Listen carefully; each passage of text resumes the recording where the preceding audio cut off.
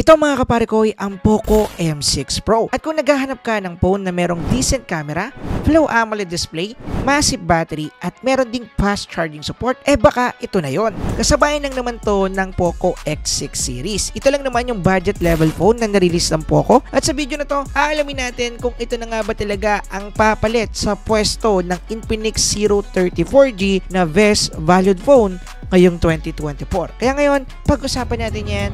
Let's go! Okay, pag-usapan na muna natin agad ang performance ito. Dahil narito rin ang medyo confusing na chip, which is ang G99 Ultra. Madami kasi nagtatanong kung may pinagkaiba ba ang G99 sa G99 Ultra na meron dito sa device na to. Pero bago natin sagutin yon, unahin na muna natin yung RAM na ginamit dito, which is naka-LPDDR4X 8GB to 12GB RAM and UFS 2.2 version na merong 256 to 512GB of storage. Hindi man ito yung latest RAM and storage versions na currently available dahil sa tingin ko hindi talaga yung mapupunta sa budget level phone at di hamak na mas okay na din ito unlike sa ibang phones na merong eMMC storage version and MDDR RAM versions dahil luma na itong storage and RAM versions na mga to. At pagdating naman sa chip na ginamit dito, ito ay naka-Helio G99 Ultra na merong max CPU clock speed na Cortex A76 2.2 GHz partnered with Mali G57 MC2 GPU. At pagdating sa Antutu benchmark score neto,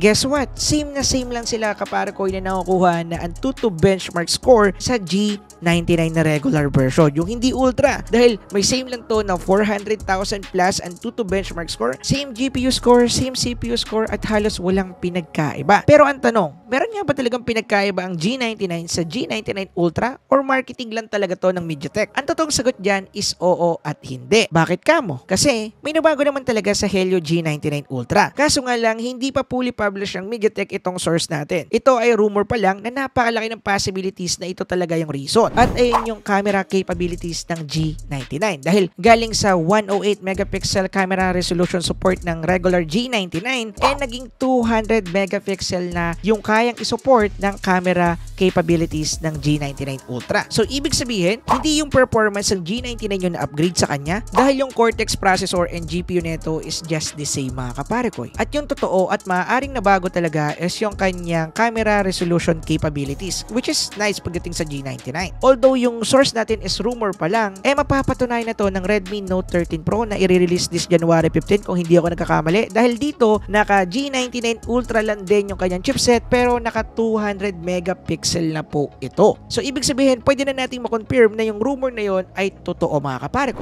Anyway, pagdating naman sa thermal test ito mga kapare ko, okay na okay at hindi tayo nagkaroon dito ng thermal throttling and usually sa mga G99 hindi ko nakita bumagsak to sa thermal throttling test natin. Pero kagaya lagi na sinasabi ko, makikita natin yung performance sa device if maglalaro talaga tayo mismo. Kaya isa lang na natin yung gaming test. So yung una ko nilaro dito mga kapare ko ay itong Mobile Legends. So medyo weird yung setting siya dito dahil meron tayo ditong high frame rate at high graphical settings na usually dapat naka ultra graphical settings na yan. Dahil halos lahat ng phone na merong G99 na test ko ay halos lahat ay meron ng ultra graphics pagdating dito. Siguro kailangan ng konting update para mabago yan at ma-access na yung ultra. But performance wise ng Poco M6 Pro pagdating sa MLBB, wala tayong naging problema. Smooth na smooth yung gameplay natin. Wala akong nakitang FPS drop, wala akong nakitang thermal throttling, wala akong nakita or napansin na kahit anong pwedeng maka-apekto pagdating sa gameplay natin. At pagdating naman sa kanyang FPS, ang pinaka-maximum na nakuha natin dito is 60. Yung 59 point something is totally 60 na yan mga kapare ko. Ito kasing ginagamit natin na FPS meter is pati yung point frame per seconds is kinocompute niya. Anyway, tapos yung pinakamababang nakuha natin is 52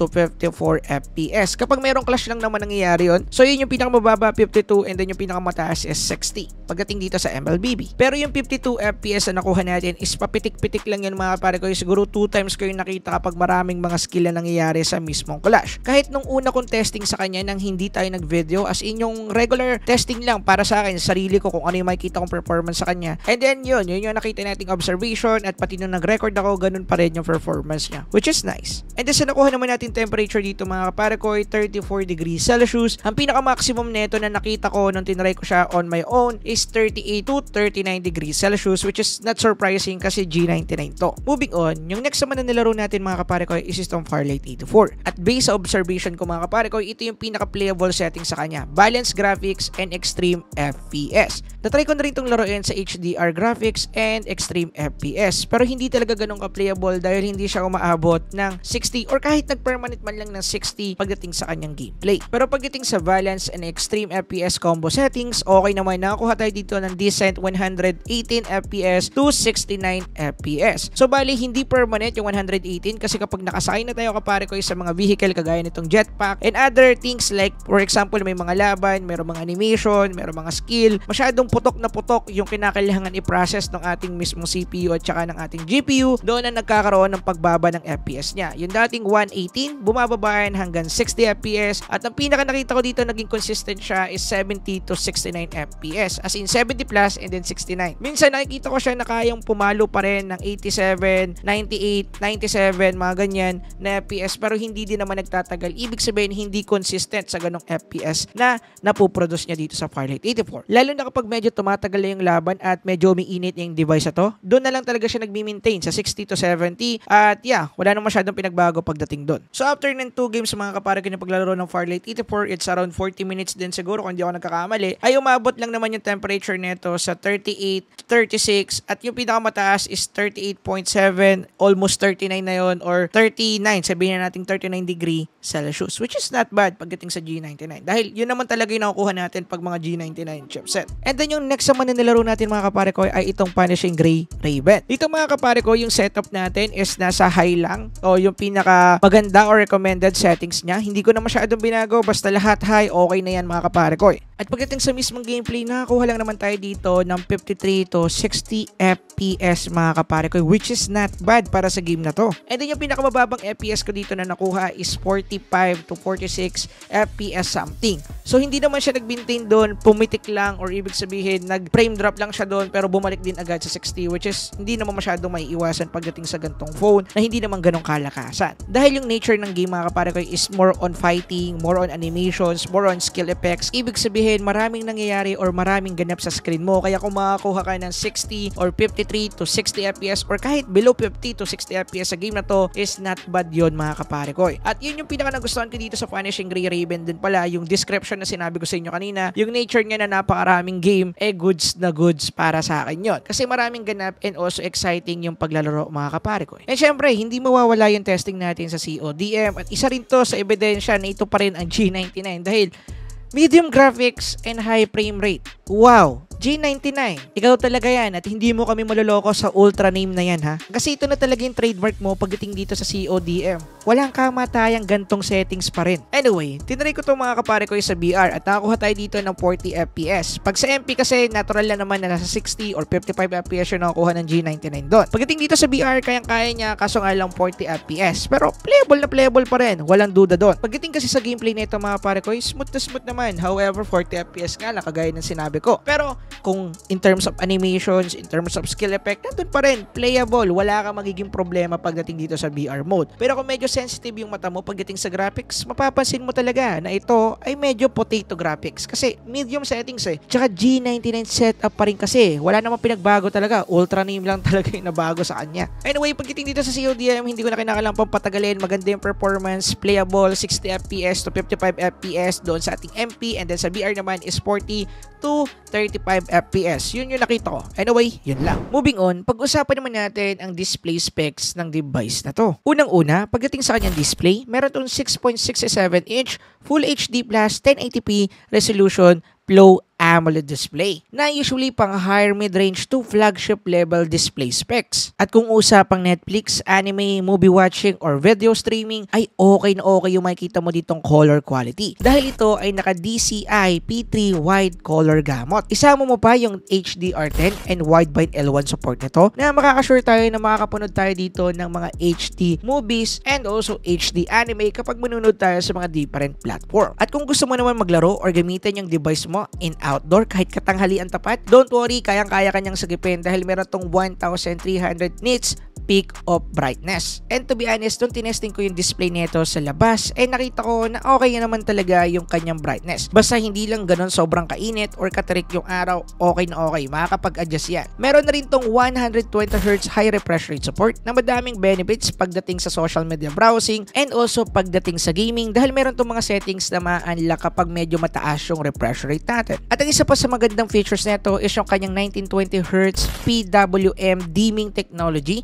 na kung saan makakapag-reduce ng eye strain or eye fatigue kung sakasakali na ikaw ay magbababad sa paggamit ng device na to. At pagdating naman sa protection na ginamit sa screen nito, ito ay naka-Corning Gorilla Glass 5. And to be honest mga kapare ko, lumamang na dito yung ating Poco M6 Pro pagdating sa Infinix Zero 30 4G. Dahil naka-regular AMOLED display lang kapare ko yung ating Infinix Zero 30 4G, unlike dito sa Poco M6 Pro na merong malupit na Flow AMOLED. And usually AMOLED is AMOLED lang din naman at almost the same lang din naman ang nare-reflect nila dyan. However, medyo mas saturated yung kulay dito sa Flow AMOLED and also mas durable to ng di hamak sa mga regular AMOLED display. Anyway, pag-usapan pala natin ng mabilis na mabilis lang yung looks ng ating Poco M6 Pro. Pagdating dito sa variant na meron ako, ito ay color blue. And to be honest, kung ako yung tatanungin ninyo, almost magkamukha sila ng Poco X6. Dahil nandito yung classic triple camera setup sa likod and then makikita natin na yung likod din nito is glossy. Pero don't worry, hindi naman ganun ka-glossy pero fingerprint and smudge magnet pa rin. Kaya yeah, medyo X pagdating dito. Sa bottom side dito mga kapare ko, makikita natin yung ating isang microphone, charging port, and also isang high-res audio speaker natin.